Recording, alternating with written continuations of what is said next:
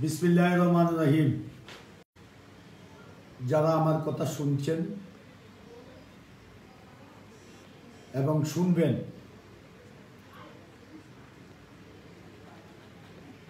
তাদেরকে আসসালামু আলাইকুম ওয়া রাহমাতুল্লাহি ওয়া বারাকাতুহু। হিন্দু ভাই বোনদেরকে আদাব জানাচ্ছি। আসলে আমি প্রতিদিন লাইভে এসে কথা শেষ করার পরে সিদ্ধান্ত নিই 10-15 দিন আর লাইভে আসব না, কিন্তু আমাকে বাধ্য করে লাইভে আসার জন্য। সেজন্য আপনাদেরকে বিরক্ত করি। বিরক্ত আমার উপর হবেন না। আমি আজকে অসহায়, আজকে আমি জিম্মি, আজকে আমি অবরুদ্ধ।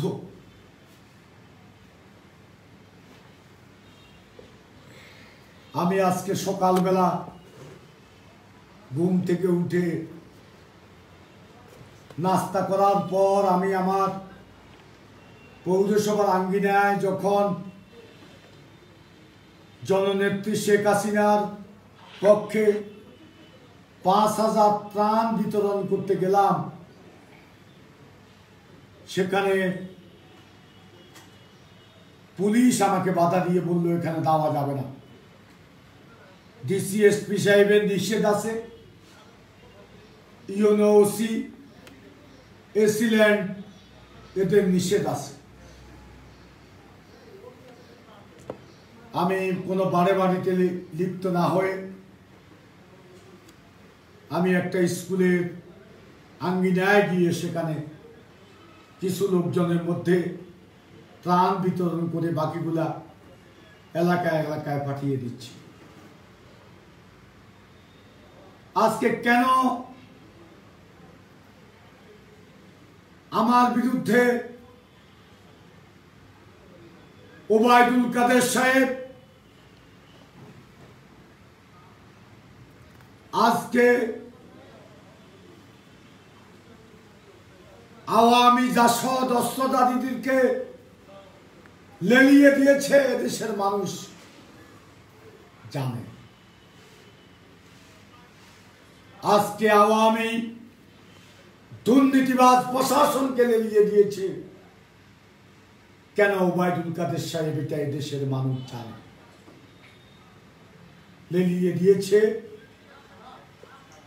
আমাকে নেতা কর্মী শূন্য করার জন্য এবং আমার মুখ বন্ধ করার জন্য। আমি পরে আসছি এ বিষয়ে। গতকালকে এর আগেও আপনাদেরকে জানিয়েছি, গত 9 মার্চ কালরাত্রিতে উপজেলা চত্বরে ওসি এবং ইউনো তদারকিতে, রবিউলের তদারকিতে, তদন্ত অফিসার রবিউল তদারকিতে সেখানে ফেনী, নোয়াখালী, সোনাগাজী, উড়িচ্চর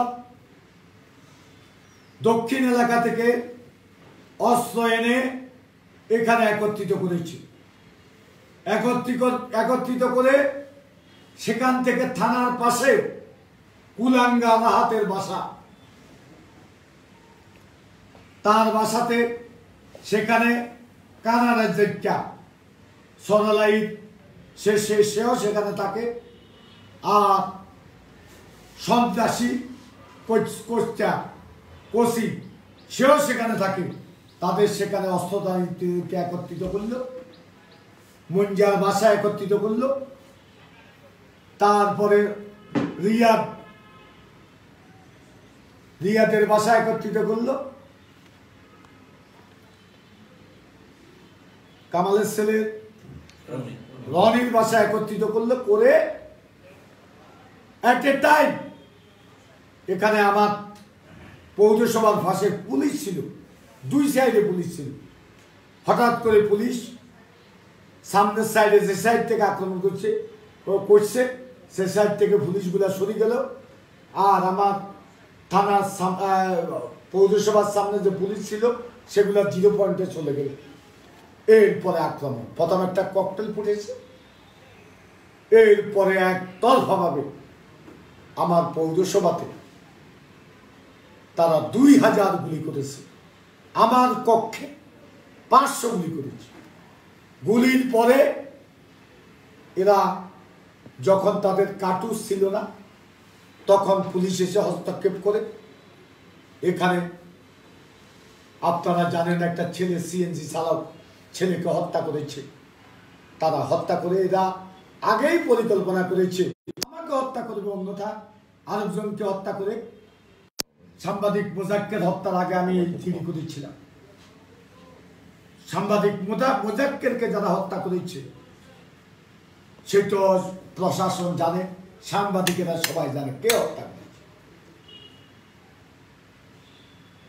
আজকে দেখেন সেই প্রশাসনের কর্তা ব্যক্তিরা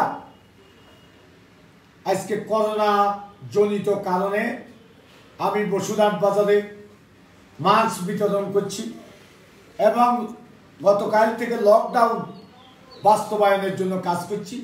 সকাল থেকে কোনো সরকারি কর্মকর্তা, কোনো পুলিশ কর্মকর্তা নেই 11টা পর্যন্ত।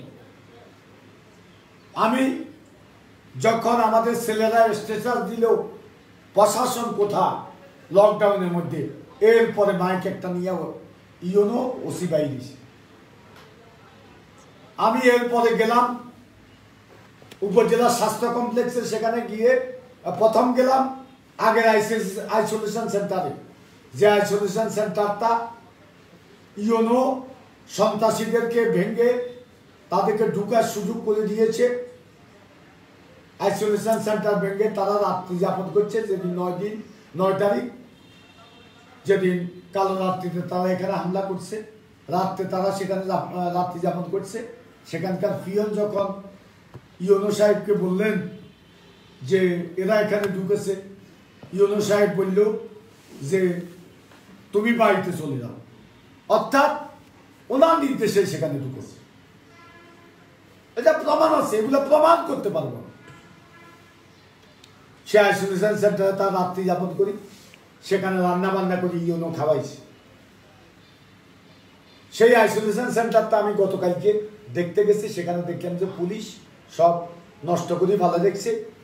সেখানে আমি বিভিন্ন ক্লিনিক থেকে ব্যাগ দিছি, সেই ব্যাগগুলা বাইরে ফেলাই দিছি। তো গতকালকে আমি আবার সিদ্ধান্ত নিলাম এখানে তো করোনা যেহেতু বাড়তেছে, আইসোলেশন সেন্টার তো দরকার। আমি উপজেলার টিএস এর সাথে কথা বলে, কোম্পানিগঞ্জ উপজেলার টিএস মোহাম্মদ সেলিম সাহেবের সাথে কথা বলে সেখানকার সব ডাক্তারকে একত্রিত করে আবার পৌরসভার কাউন্সিলর সহ হাসপাতালের একটা নতুন ভবন করা হয়েছে। সেখানে 2টা রুম আমরা, একটা মহিলাদের জন্য একটা পুরুষদের জন্য সিদ্ধান্ত নিয়ে আমি সিদ্ধান্ত দিয়েছি এখানে যত খরচ লাগবে, এটা নির্মাণ করার জন্য যত টাকা লাগে এবং এদের খাওয়া দাওয়া ওষুধপত্র সহ যত খরচ লাগে, তারপরে আমি একটা এই যে সুইপার নিয়োগ দিয়ে তাৎক্ষণিক সেখানে পাঠাইছি, আমার পৌরসভা থেকে বেতন দেবে।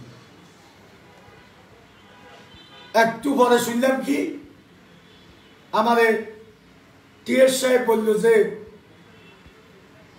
সিএস সাহেব সিভিল সার্জন নোয়াখালী, উনি নাকি বলছে এই রুম তো হস্তান্তর হয় নাই, এখানে কিভাবে আইসোলেশন সেন্টার করব।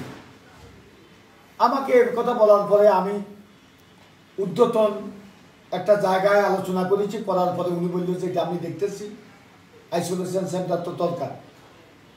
আর ওনারা সিদ্ধান্ত দিছে এখন রুগীরা যেখানে আছে সাধারণ রুগী তাদের পাশে 2টা রুম দিতে চাইছে।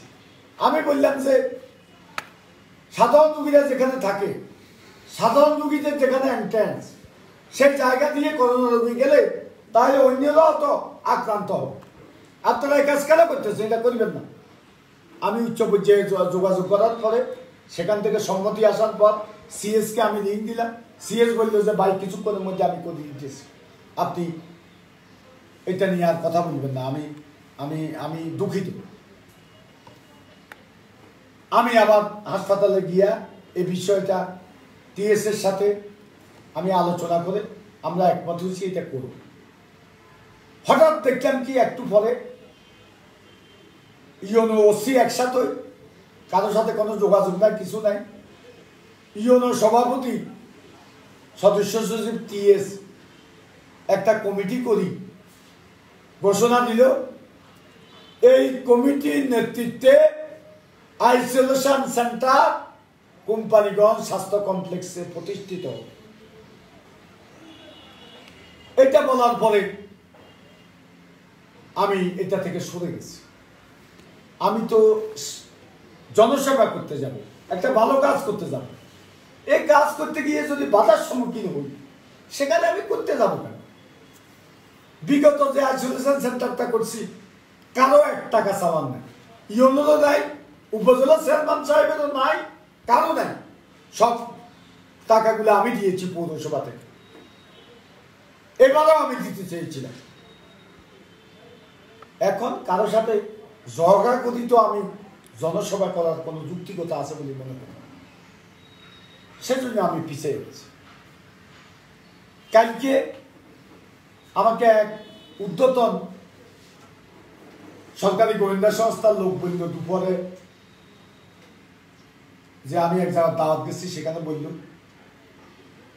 আপনি চুপ থাকেন, 1 সপ্তাহের মধ্যে দেখবেন পরিস্থিতি কি হবে। আমি বললাম যে আমি শান্ত পরিস্থিতি দেখতে চাই, করোনার ভিতরে আমি কোনো রাজনীতি করতে চাই, আমি করোনাকালীন সময় মানুষের সেবা দিতে চাই, এ লক্ষ্যে কোম্পানি ব্যবস্থা শান্ত করুন, অস্ত্রগুলো উদ্ধার করুন। ওনারা বললে 1 সপ্তাহ সময় দিন। সেখান থেকে আসা মাত্রই শুনলাম 15 জন অস্ত্রধারী আমার যুবলীগ কর্মী শহীদুল্লাহ রাসেলের উপর আক্রমণ করছে, আমার পৌরসভার কাছাকাছি যায়। আক্রমণ করার পরে তার একটা হুন্ডা নিয়ে সে বাজারে আসতেছে, তার হুন্ডাটা ভেঙে দিল, তাকে বাধ্য করে রাস্তা ফেলা রেখেছে। সেখানে লোকজন আসি, তাকে উদ্ধার করি এখানে আনছি। তারপরে সেখানে লোকজন একটারে মনে তাদের একটা একটু ফিটে থাপা চোপা দিছে, দিবার পরে সব সন্ত্রাসী এখন তো আমাদের দলের একটা নেতা, তার ছেলে কোনো রাজনীতিও করে না, তারা এই ফ্যামিলিতে আমাকে ভালোবাসে।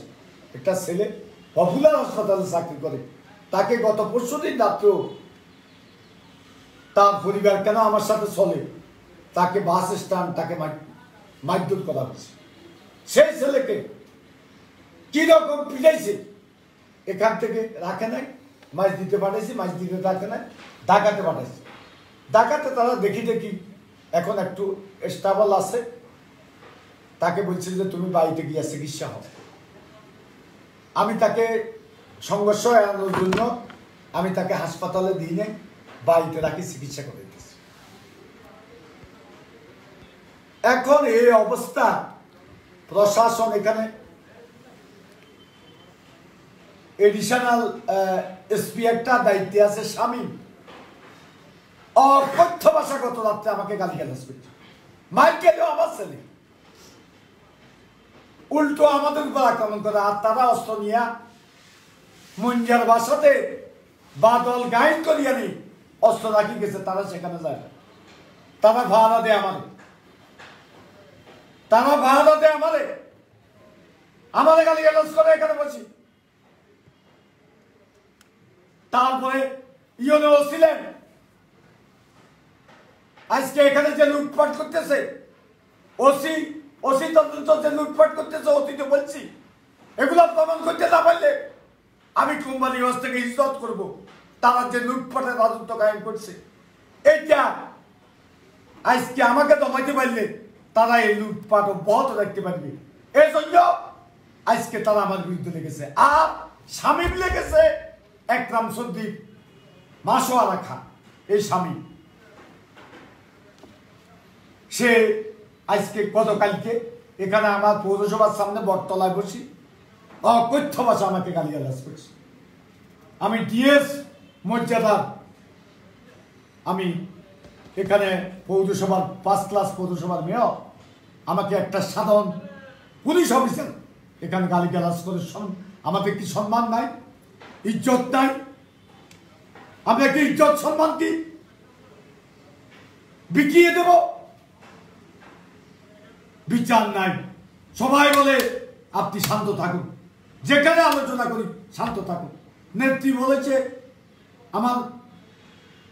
আমাদের প্রধানমন্ত্রী জননেত্রী শেখ হাসিনা বলেছে চুপ থাকো, চুপ আছে, কোনো অকারেন্সের সাথে নাই। আমি পুলিশদেরকে জিজ্ঞাসা করলাম, আমার একটা ছেলের হাতে একটা লাঠি আছে, আপনারা যে আমার ছেলেদেরকে এভাবে আক্রমণ করতেছেন, গত 3 দিন আগে 3টা হুন্ডা নিয়ে গেছে বসুরহাট বাজারে। 99 হুন্ডা যদি কোনো কাগজপত্র থাকে আমি হিজরত করুন, ইউনো সহ এসিল্যান্ড সহ ধরি, এদের থেকে 10-15 হাজার টাকা 20 হাজার টাকা লই সারি দিয়ে এগুলা তারা ভাগযোগ করি খায়, পুলিশ উদ্ধার করে না। তারপরে এখানে এই যে সিএনজির অর্ধেক কোনো কাগজপত্র নেই, এগুলা থেকেও তারা মাসোয়ারা খায়, এইভাবে লুটপাট করে খাচ্ছে বিভিন্নভাবে। আমি এগুলা বাধা দিছি, এটা হচ্ছে আমার অপরাধ। আজকে তারা এগুলা চালাচ্ছে এখানে। আজকে কোথায় আমাদের প্রশাসন, আমি ডিআইজি সাহেবকে বলছি, উনি সবসময় বলে দেখতেছি, কিন্তু এটা কোন দেখা আমি জানি। এখন বলতে হচ্ছে ওনাকে এই দেখা শেষ দেখা না। গতকালকে রাত্রেও বলছেন দেখতেছি, এই দেখা শেষ দেখা না হইতো। এগুলা কেন করতেছেন আপনারা জানি না। যেখানে বলি সেখানে শান্ত থাকে, আমি শান্ত থাকতাম, আর অন্যরা আমার লোকজন মারি ফেলাক, আমি শান্ত থাকি। হ্যাঁ, আপনি এলাকা শান্ত করলে আপনার প্রশাসনের লোকেরা ওদেরকে জিজ্ঞাসা করি, ফ্রেম কি একতরফা? শান্ত করলে ব্যাগকে শান্ত করে। আপনারা শুধু আমাকে শান্ত করতে চান, অন্যদেরকে আপনারা লড়িয়ে দিচ্ছেন। তারা অস্ত্র নিয়ে ঘুরাফেরা করছে, তাদের পকেটে অস্ত্রের পাহাড় দেখা যায়। আমি পুলিশকে বলছি, একটা লাঠি যদি আজকে সকালে বলছে আমার ছেলের হাতে থাকে, তাকে গ্রেপ্তার করুন, আমি ব্যবস্থা নেই। কালকে রাত্রেও 2জন ছেলেকে গ্রেপ্তার করছে। শুধু গ্রেপ্তার করে নাই, তাদেরকে পিটাই, হাত এবং পায়ের গুটি ইয়েতে আপনার সমস্ত ফুলে গেছে। এই ছেলে একজনকে মারছে, একজনকে ছাই দিচ্ছে, তার হুন্ডাটা রাখি দিছে, মোবাইল রাখিছে। ইয়ার আগে 3টা হুন্ডা দিছে, এই হুন্ডাগুলো ফেরত দেবে। কয় এগুলার কাগজ নেই, একটা কাগজ দেখাইছে, ওটাও দেবে। 2টার কাগজ না, আমরা 99 ভাগ হুন্ডার কাগজ নেই, 50 ভাগ সিএনজির কাগজ নেই। এগুলা কিভাবে চলে? আপনাদের ছত্রছায়া চলে, এবং আপনাদের ছত্রছায়া এগুলা কিনা হয়, সেখান থেকে আপনারা মাসোয়ারা। এগুলা কোম্পানিগঞ্জের মানুষ জানে, এগুলা লুকাইতে পারবেন না। আমি যদি এই যে কথাগুলা বলছি প্রমাণ না করতে পারলে হিজরত করুন। এটা কোনো অবস্থা আর চলতে দেওয়া যায় না। আমি আজকে যে কথা বলতে চেয়েছিলাম, ওবায়দুল কাদের সাহেব মূলত ওনার স্ত্রীর অপকর্মকে ঢাকা দেওয়ার জন্য আজকে আমার মুখ বন্ধ করতে চায়, আমাকে নেতা কর্মী শূন্য করতে চায়। আর ওনার এক ভাগিনা লম্পট রাহাতটাকে বাঁচানোর জন্য আজকে আমার বিরুদ্ধে এই ব্যবস্থা নিয়েছে। ওনার স্ত্রী সম্পর্কে আপনারা ভালো করে জানেন কি করতেছে। ওনার মন্ত্রণালয়ে অধিকাংশ কন্ট্রাক্টর হচ্ছে বিএনপি, 2-4 জন আছে আওয়ামী লীগের, তারাও বিএনপি লোকদের কাছে কাজগুলা বিক্রি করে দিয়ে পায়নি। সেখান থেকে টাকা সংগ্রহ করে কন্ট্রাক্টরদের থেকে এগুলা সংগ্রহ করে। এপিএস তার কোনো কাজ নাই, আমার এলাকার লোক এপিএস চিনে না, সেখান থেকে টাকা সংগ্রহ করি সচিব বেলায়েতের কাছে দিই। সচিব বেলায়েত এটা 3 ভাগ করে। এক ভাগ তাদের এই মন্ত্রণালয়ের যারা দুর্নীতিবাজ কর্মকর্তা কর্মচারী তাদেরকে দে, এক ভাগ তাদের জিয়ার জন্য পাঠা, আরেক জিয়া মন্ত্রীর আরেক ভাগ মন্ত্রীর ওয়াইফের জন্য পাঠা। এগুলা তদন্ত করলে বেরিয়ে আসবে এই মহিলাকে মাননীয় মন্ত্রী আপনি বাঁচাতে পারবেন না। দুদকের মামলা আগেও আছে, আপনি ছাপাটি দেখছেন। 111 পর দুদকের মামলা হয়েছে। উনি ওনার আত্মীয় স্বজনের নামে কত ফ্ল্যাট আছে, ওনার বান্ধবীরা বিদেশে যারা থাকে ওনার এক ভাগ ওনার এক বোনের মেয়ে বিদেশে ফ্রান্সে না কোথায় থাকে, হাজার হাজার কোটি টাকা সেখানে আপনার জমা আছে, সব খবর আমার আছে। এখানে আপনার কোন কোন আত্মীয়, আপনার ভাই মেয়ে, তার নিজস্ব লোকজনদের ব্যাংক অ্যাকাউন্টে কত টাকা জমা আছে, এগুলা সব খবর আমার কাছে আছে। লুকাইতে পারবেন, আপনি বাঁচাইতে পারবেন, আপনার মন্ত্রিত্বের ক্ষমতা দিয়ে বাঁচাইতে পারবেন না। এদেশের জনগণ জানে। আর একটা জিনিস স্মরণ দেখবেন, জনশ্রুতি হচ্ছে বড় ডকুমেন্ট। এই জনশ্রুতি আপনি বন্ধ করতে পারবেন না। দেওয়ালে লেখা পড়ো, ওবায়দুল কাদের সাহেব ভাগিনাকে বাঁচা। আর্মি উপজেলা প্রশাসন আমরা তার অবৈধ মার্কেট এখানে উচ্ছেদ করতে গেছি খালফাড়ে। সেখানে আপনি মোবাইল করলেন, সাথে সাথে সে লাঠিসোঁটা নিয়ে কারোর উপর আক্রমণ না করে আমার উপর আক্রমণ করবে। সেখানে আমার কর্মকর্তারা ছিল, তাদেরকে যদি আমি লাগাই দিতাম সরিয়ে দিত। সে আর এখানে বাবুয়া এগিয়ে আছে, মনিরা তার বাসা বাবুয়া, তারে বাবুয়া কয় মানুষ, সে সব লাঠি নিয়ে বাইরে। সেখানে আর্মির অফিসার আমাদের বলল যে আপনি একটু ধৈর্য রাখেন, এটা মিনিস্টার সাহেব রিং দিয়ে বলছে বন্ধ রাখার জন্য। তো আমি চিন্তা করলাম উনি যেহেতু আশকারা দিতেছে, আমি কি আমি মানুষকে বলছি দেখেন এটা মিনিস্টার সাহেব কইছে, আমার আর কি করবেন, আমি কি ওনার তো কি ক্ষমতা রাখি? আর ওনার কাছে তো ব্যাগ আছে, প্রশাসন ওনার হাতে, উনি ব্যবহার করতে পারবে, প্রশাসন তো আর আমার হাতে নেই। তারপরে এসেলে মদের গাড়িতে মদ আনার সময় কবিরার ধরা গেছে। সেখানে মুন্ডা ছেলে এটা ছিল ছাত্রলীগের সাবেক সভাপতি, কবিরারের জনগণ সাক্ষী। মন্ত্রী দোহাই দিয়া, কবিরারের নেতাদেরকে দিয়া, একরাম চৌধুরীকে দিয়া সেখান থেকে নিষ্কৃতি পেয়েছে, টাকা দিছে 1 লক্ষ টাকা। তারপরে ধরা খাইছে আপনার কুমিল্লাতে, সেখান থেকে টাকা পয়সা দিয়ে মন্ত্রী দোয়া দিয়া ছুটি এসছে, ধরা খাইছে দারুণই না গাড়ি সহ। সেখান থেকেও মন্ত্রীর নাম বিক্রি করি ছুটি এসছে।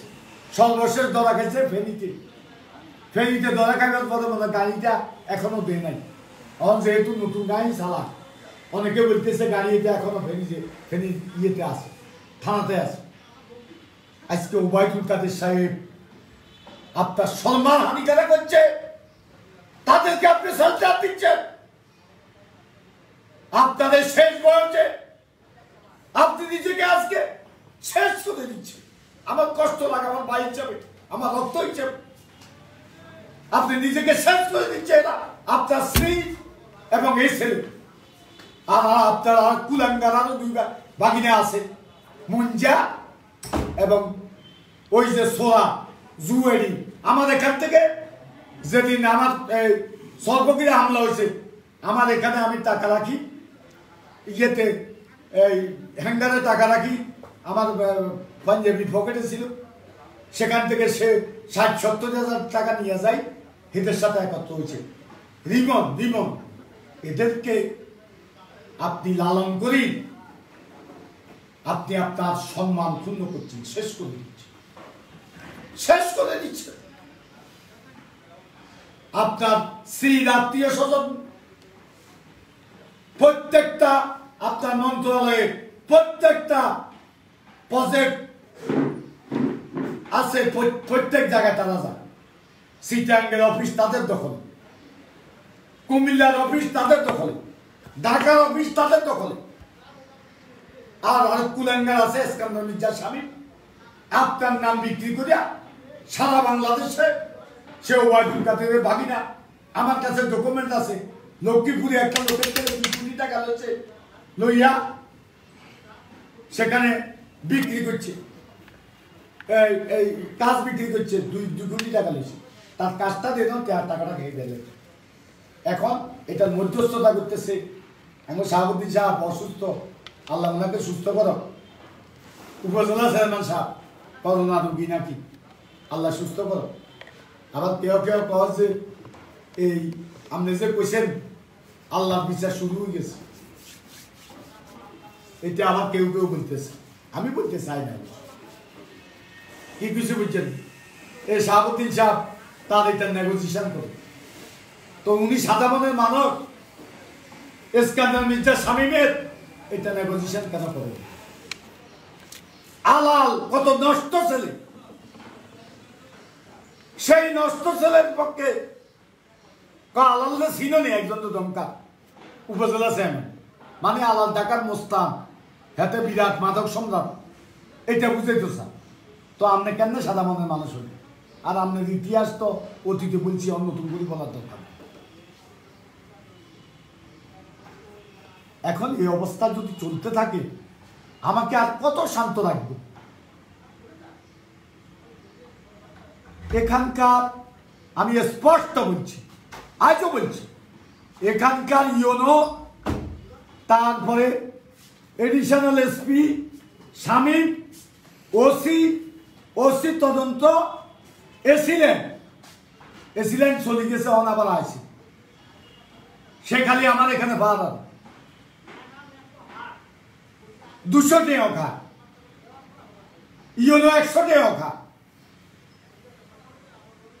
এদেরকে যদি না সরানো হয়, এখানে যত শান্তির কথা বলেন, পুলিশ বসে থাকে আমার সামনে, আর কোথায় নেই, বাজারে কোথায় বলা নাই। কাল্লা রাম দিতে যাই, ওই যে নাইজা বলা একটা আছে, তার ভাই করে বিএনপি, হেয়া করে বিএনপি। একটা মহিলার সাথে কেলেঙ্কারি করার সময় সিরাজপুরে ধরা পড়ছে, সেখানে মেম্বার আমাদের ঋণ দিল, এখন আপনার সম্মানে চাই দিছে। এক মহিলা কেলেঙ্কারি করার সময় ওইসব ছেলেরা সব একত্র হয়েছে, সমস্ত অপশক্তি অনিয়মের সাথে তারা জড়িত। যদি এর বাইরে অনিয়ম, তারা যতজন আছে সিনিয়র নেতা, এদের যদি অনিয়ম খুঁজে না পান, একজন যদি ভালো মানুষ থাকে, তাহলে আমি কোম্পানি হাউস থেকে হিজরত করি। আর আমি মির্জার ব্যাপারে তদন্ত করি। আমি যদি কোনো অনিয়মের সাথে জড়াই, কোনো অস্ত্রবাজি করি, মস্তানি করি, মাদকের সাথে জড়িত থাকি, তাহলে আমার বিরুদ্ধে ব্যবস্থা নেই। এটা হলে আমাদের স্পষ্ট। আর এখানে যে ঘটনা ঘটেছে তা বিচার বিভাগীয় তদন্ত হবে, ঢাকা থেকে পাঠাবে। আমি বারবার বলতেছি, নোয়াখালী এগুলো হবে না, বিক্রি হয়ে যাবে। এই এটা কি কর, এএসপি এডিশনাল এসপি শামীমের মতো বিক্রি হয়ে যাবে। দুঃখ লাগে, আক্রমণ হলে আমার এখানে। আর 3টা পুলিশ অ্যাসল্ট মামলা হয়েছে, সব মামলার আসামি আমার লোক। 2টা হত্যা মামলা হয়েছে, একটা মামলা 166 জন আসামি। আমার ছেলেটার ব্যাপারে আমি মাননীয় প্রধানমন্ত্রীকেও বলেছি, আমার ছেলেটা ঢাকা পরীক্ষা দিতেছে, তাৎক্ষণিক বলেছি আমার ছেলেটাকে মামলা দিয়েছি, 166 জন দিয়েছি। আমি বলছি মানসিক একটা হত্যা করতে একজন লাগে, আমাকে মামলাতে রাখি, অন্য দুজনকে ছাড়ি দেবে। যদি কেউ অপরাধ করে আমার পক্ষে, তাহলে আমার বিরুদ্ধে ব্যবস্থা নেবেন। আমি মাথা পেতে 164 জন একটা মানুষকে হত্যা করতে লাগে। তারপরে মোজাক্কের হত্যার সাথেও আমার 3 জনকে ইতিমধ্যে সোন অ্যারেস্ট দেখেছে। 3টা পুলিশ অ্যাসল্ট মামলা হয়েছে, 3টা আসামি আমাদের লোকেরা। কি রকম নির্যাতন এখানকার পুলিশ করছে। এক গ্রামে রাহাইটার টাকা খায়, রাহাইটার টাকা কত না মদের টাকা, আর ব্যাংকের জনতা ব্যাংকের 3 কোটি টাকা মন্ত্রী নাকি মোবাইল করে কইছে এগুলা সে দিয়ে দিব, তার বিরুদ্ধে কোনো মামলা করিবে।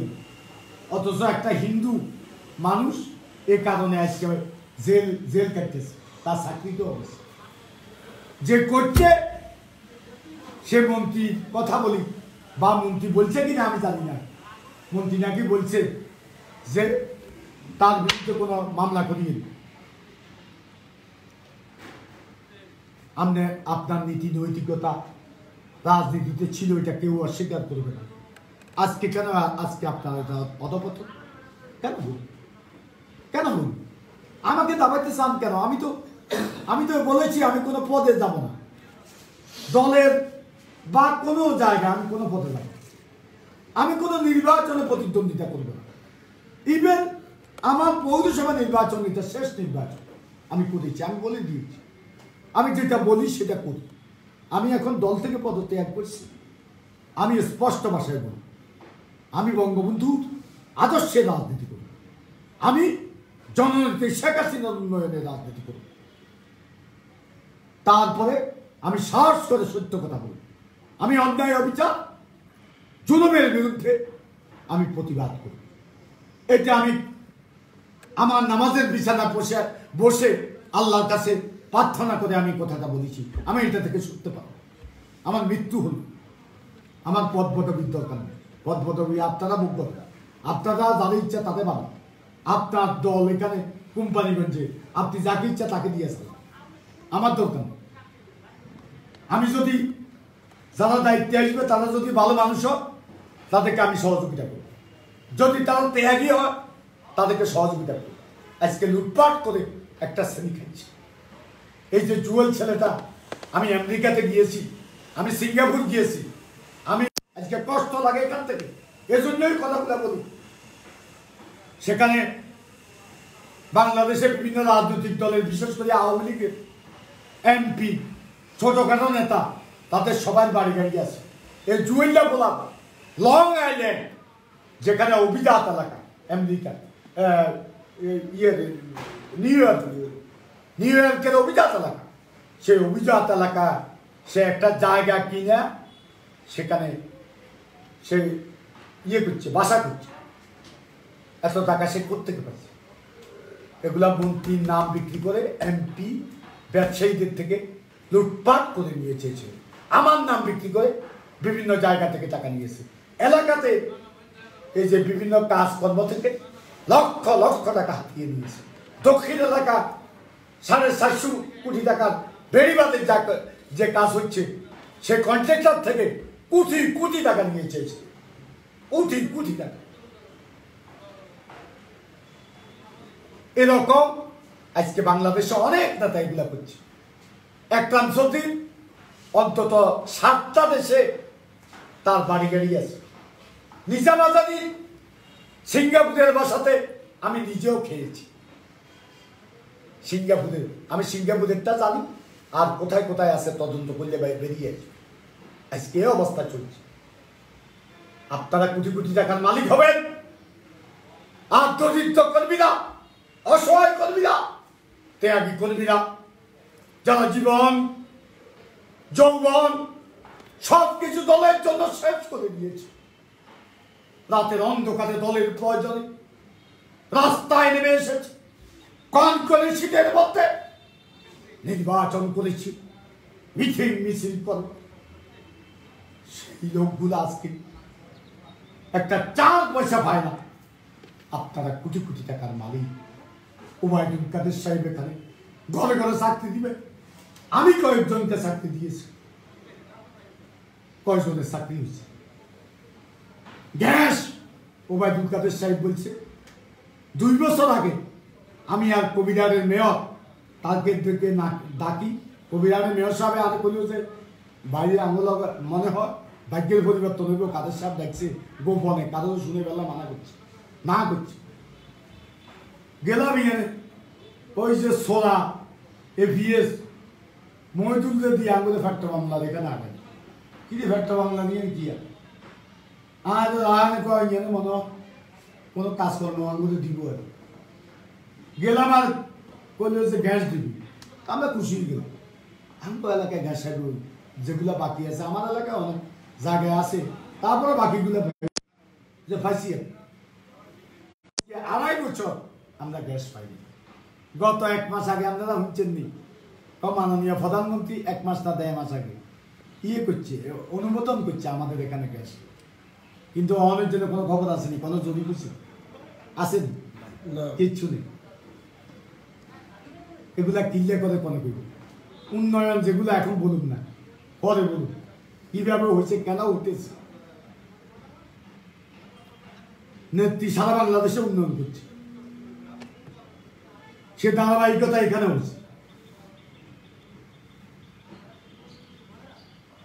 আমরা সাহস করি সত্য কথা বললি আমরা কিছু কথা যদি বলি কেউ কোটি কোটি টাকার মালিক হবো আর তবে নিরীহ কর্মীরা দরিদ্র হয়েছে ভাত অনেকে 2 বেলা ভাতও খেতে পারে আমার দলের কর্মীরা এটা কি চলতে দেওয়া যায় এটা বললে আমরা দলের বিরুদ্ধে নাকি কথা বলি দেখেন এই করোনা এক লোক আছে আমি আপনাকে ঘোষণা দিছি পরশুদিন যখন ঘোষণা দিলাম আমি কইছি যে কিছু লোক বাহারে অস্ত্রদানি মস্ত্রদানি এগুলো তো কে আছে তো কয় এমনি 8,000 দিলে আমরা 10,000 দিই আমি দিছি শেখ হাসিনার পক্ষে হেতেন্দা দিলে অবায়দুল কাদেরের পক্ষে 10,000 ঘোষণা দিচ্ছি দেখি না কোনো কইবে আল্লাহ জানে আমি আমার গুলা দাওয়া শুরু করছি আজ জাতিদের ভিতরে শেষ হই এগিয়া লোক আছে নি এত শিল্পপতি ভোট আইলে খাওয়া যায় আসেন অন আসেন গত করোনার সময় আসেন মানুষের সুখে দুঃখে আসেন এই সালারা দেন এই যে জগাত আছে যে জগাতের টেও দেন এগুলো খাইলে জগাতের টেও মেটে দেন জগাত যে মালিক কারা জগাতের টাকা গরিব একটা গরিব লোককে প্রোভাইড করতে হবে মসজিদে দিলে জগাতের টাকা এটা কিন্তু কবুল হইত জায়েজ হইত ঠিক আছে মসজিদ বানাইলে এটা জায়েজ হবে মাদ্রাসা বানাইলে জায়েজ হবে গরিবকে প্রোভাইড করতে হবে একটা গরিব আপনার জগতের টাকা কাদের দেন এখন ভোট আইলে মা আমার কাছে খবর আসেনি ওই যে আন্ডারগ্রাউন্ড আব্দুল্লাহ ছিলেন নি বসে আনে হাতে বিদেশে তুমি টিয়া টুমা লইয়া আছে বিএনপি করে বিএনপি নমিনেশন দেন পৌরসভা হাতে নিচে পড়ে খাচ্ছে অবশ্য ইয়ার সময় এর সাথে মার্শালের সময় আমার সাথে একসাথে মিছিল করতে লাগে তাদের ফিরিয়েছে আমার অবশ্য ইজ্জত করছে সম্মান করছে তাদের ফিরিয়েছে আমার সামনে ফিরে গেছে এই ব্যক্তি ভোটে খাচ্ছে একদিন মিছিলে কে বার করছে ছেলে কয়েকটা দেখলাম যে দুইটা করে ছেলে তার এক হাত এবং দুইটা ইয়ের উপর কাঁধের উপর আর এক হাত আরো দুইটার কাঁধের উপর মিছিল করে ঘুরিয়ে তার বাসার সামনে আসে আর চিৎকার হে চিৎকার করতেছে ওই শালা আমার টাকা লেগেছে আমি শুনি গেলাম কি সে এই আব্দুল্লাহ ভাই কয় যে দেখেন আমার সমস্ত টাকা পয়সা গড়ি টড়ি যা ছিল হাতে সব নিয়ে গেছে কে নিছে আমার লগে মিছিল করছে যে এগুলা সব নিয়ে গেছে তো আগে গেলাম তো আপনি বোর্ডে খাওয়া বেলা কিছু করে আপনি বোর্ড আছে নি মিয়া কি লাগে কত এসব বিটলামি কানসা দিচ্ছে আজীবনে গাইতাম তারা এগেইন করে আমি বিভিন্ন দলের নেতা কর্মীদেরকে বলবো তোমরা একটু মিছিল বার করি আতায় মাথায় যা আছে ভকট টকট তুন কায় কুই লইয়াল আর হেগুন তুন মাল খাইল এগুলো এগুলো মানল মানুষের মাথা পিড়িয়ে এগুলো বহল করছে টাকা পয়সা আলা হচ্ছে ভোটে খা এগুন ভোটে খাইলে ভোটের ইজ্জত নষ্ট চোর ডাকাইতে টাকা দিই জোর করে ভোট লই নির্বাচিত হওয়ার চেষ্টা করে ঠিক তো ঠিক দেশের মানুষের চরিত্র হনন করে না এরা অস্ত্রবাজ মাস্তানদেরকে অস্ত্র দিছে তাদেরকে অস্ত্র কিনার টাকা দেয় এদেরকে এই কাম করতে হইব আব্দুল্লাহর মতো উলঙ্গ করে গেল ভাইজে বিরাজে চুলা হয়েছে তার আব্দুল্লাহ এই কারবার করতে হইব ঠিক আছে নি সারা দেশে বিভিন্ন দলের নেতা কর্মীদের প্রতি আমি এই আহ্বান জানাবো এরা ভোটে গেলে আব্দুল্লাহ বানা নেবেন আন্ডারগ্রাউন্ড আব্দুল্লাহ কয়াতে আন্ডারগ্রাউন্ড আব্দুল্লাহ বানা নেবেন এটা হচ্ছে আপনাদের কাছে আমার অনুরোধ। আরেকটা কথা বলি সেটা হইল হুজুর আমরা হুজুর এরা আলেম আমাদের আমরা শ্রদ্ধা করি কোম্পানিগঞ্জে গত 12 বছরে 12.5 বছরে একটা আলেম কোথায় অপমানুষে কেউ বলতে পারে আমরা সম্মান দিই তাদের শ্রদ্ধা করি হেতেনরা আমনের স্লোগান দিই আমার নেতা তোমার নেতা বিশ্ব নবী মোস্তফা দে না স্লোগান দে তো হ্যাঁ আমি তোমাদেরকে বলবো তোমরা এই স্লোগান বন্ধ বিশ্ব নবী মোস্তফা আমাদের মহানবী সাল্লাল্লাহু আলাইহি ইসলাম শুধু তোমাদের হুজুরদের নেতা নয় মাওলানা মৌলবীদের নেতা নয় শুধু মুসলমানের নেতা নয় মহানবী সাল্লাল্লাহু আলাইহি ইসলাম মানবতার নেতা তোমরা মহানবী নামে স্লোগান দাও মহানবী যেগুলা বলি গেছে এগুলা করে না মহানবী বলছে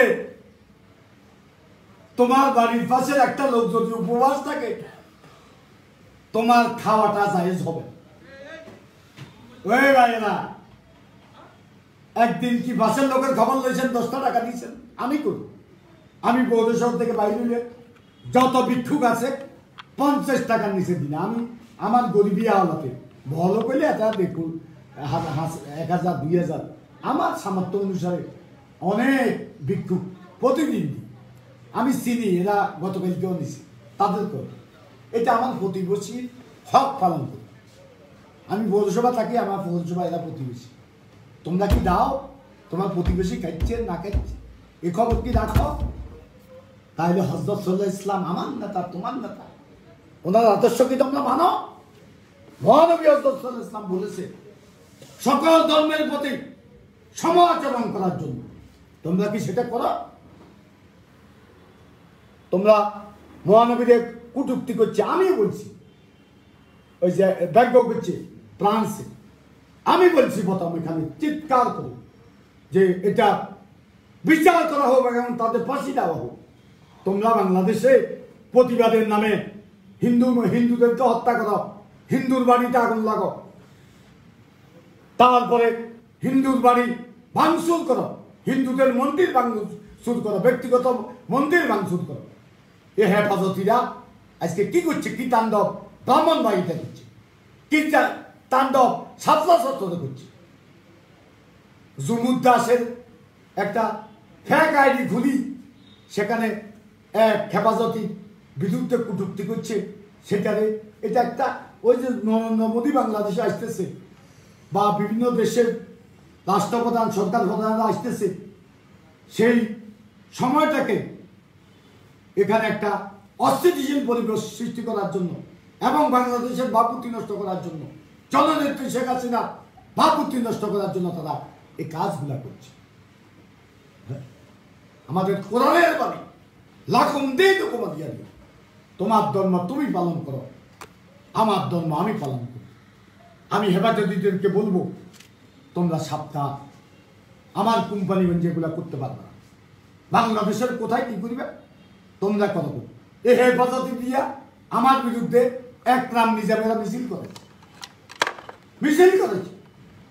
আমি যখন তারা ধর্মীয় উস্কানি দিছে তারপরে এই সরকারের বিরুদ্ধে কথা বলছে আমি তাদের বিরুদ্ধে যখন ব্যবস্থা নিয়েছি তখন এরা আমার বিরুদ্ধে মিছিল করে। আমি এটাকে ভয় করি।